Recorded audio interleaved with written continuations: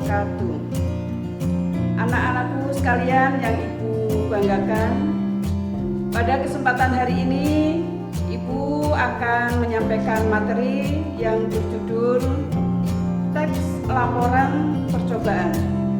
Sebelum Ibu menyampaikan materi tersebut, marilah kesempatan pertama ini kita awali dengan berdoa bersama-sama. Berdoa dimulai. Selesai. Tujuan mempelajari teks percobaan ini dikandung maksud agar kalian bisa mempraktikkan di lapangan, misalnya bagaimana cara membuat telur asin. Nah, untuk lebih lengkapnya, marilah anak-anakku yang Ibu banggakan, kita saksikan tayangan yang berikut ini. Pengertian teks laporan percobaan adalah teks yang menceritakan mengenai percobaan yang dilakukan oleh peneliti. Biasanya teks ini digunakan untuk melaporkan hasil percobaan, laporan praktikum, atau karya ilmiah. Tujuan dari teks ini adalah untuk memberikan informasi kepada orang lain mengenai hasil percobaan yang telah dilakukan. Untuk percobaan bisa dilakukan secara mandiri atau berkelompok. Ciri-ciri teks laporan percobaan. 1. Disusun berdasarkan hasil pengamatan, penelitian, dan percobaan.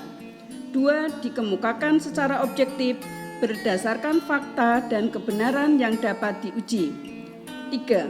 Disusun berdasarkan struktur isi teks yang runtut dan sistematis. 4. Menggunakan bahasa ilmiah baku, jelas, komunikatif, dan logis. 5. Disusun dengan data lengkap sebagai pendukung laporan. 6. Disusun secara menarik dan interaktif. 7. Menuntaskan masalah secara terperinci dan lengkap. Struktur teks laporan percobaan meliputi 1. Judul, 2. Tujuan, 3. Alat dan bahan, 4. Langkah-langkah, 5. Hasil, 6. Simpulan. Aspek-aspek kebahasaan teks laporan percobaan meliputi 1. Gunakan intonasi suara yang pas. 2. Gunakan pengucapan kata dan kalimat yang jelas. 3. Gunakan gerak tubuh yang wajar saat berbicara. 4. Gunakan pandangan mata ke seluruh audiens. Langkah-langkah membuat teks laporan percobaan antara lain: 1. Menulis struktur dari teks laporan percobaan yang meliputi 1. Menulis judul, 2. Tujuan percobaan, 3. Alat serta bahan yang dipakai dan langkah awal sampai akhir percobaan. Yang kedua, tulislah hasil dari percobaan ke dalam bentuk grafik, tabel, bagan, atau gambar. Yang ketiga, mengembangkan kerangka jadi sebuah teks. Langkah-langkah menyajikan teks laporan percobaan. 1. Membaca kembali hasil teks laporan percobaan yang ditulis. 2. Mencermati tujuan, alat, dan bahan percobaan yang dilakukan. 3. Mencermati sistematika langkah-langkah percobaan. 4. Mencermati kebenaran data hasil percobaan yang dilakukan. 5. Menyampaikan teks laporan percobaan dari tujuan hingga simpulan percobaan dengan baik dan benar. Langkah-langkah menyunting teks laporan percobaan. 1. Membaca teks laporan percobaan sampai selesai. 2. Menemukan kesalahan berbahasa dalam teks laporan percobaan seperti salah tulis, kesalahan penggunaan tanda baca, serta keefektifan kalimat. 3. Memperbaiki kesalahan berbahasa pada teks laporan percobaan. Contoh teks laporan percobaan. Judul teks: Membuat telur asin. Tujuannya, telur asin merupakan telur yang terbuat dari bebek. yang mengalami proses pengasinan terlebih dahulu, telur asin memiliki banyak vitamin dan gizi, sehingga mengkonsumsinya bermanfaat bagi tubuh. Membuat telur asin dengan cara tradisional sebenarnya sangat mudah, karena bahan dan alatnya menggunakan bahan sederhana. Alat dan bahan: 1. Telur bebek, 2. Abu gosok, 3. Tanah liat, 4. Garam, dan yang kelima amplas. Langkah-langkah membuatnya: 1. Pilih telur bebek, kemudian dicuci dan kulitnya diamplas sampai tipis.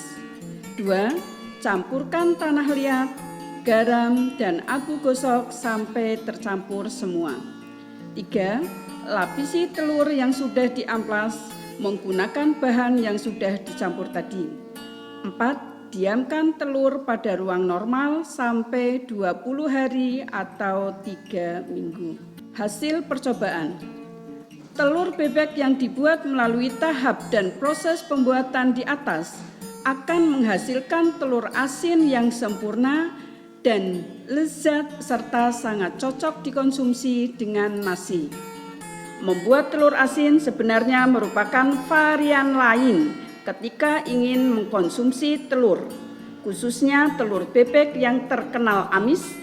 Dengan pengasinan ini, telur menjadi tidak terlalu amis. Kesimpulan: telur asin yang memiliki kandungan gizi yang lengkap ini sangat cocok dikonsumsi oleh masyarakat segala usia. Tapi perlu diingat, untuk menghindari konsumsi telur asin bagi yang menderita darah tinggi, karena kandungan garam telur asin yang tinggi dapat memicu tekanan darah naik. Tidak dianjurkan juga mengkonsumsi dalam jumlah banyak. Anak-anakku yang Ibu cintai dan Ibu banggakan, pertemuan pada pagi hari ini telah selesai. Kalian telah menyaksikan tayangan mengenai teks percobaan membuat telur asin.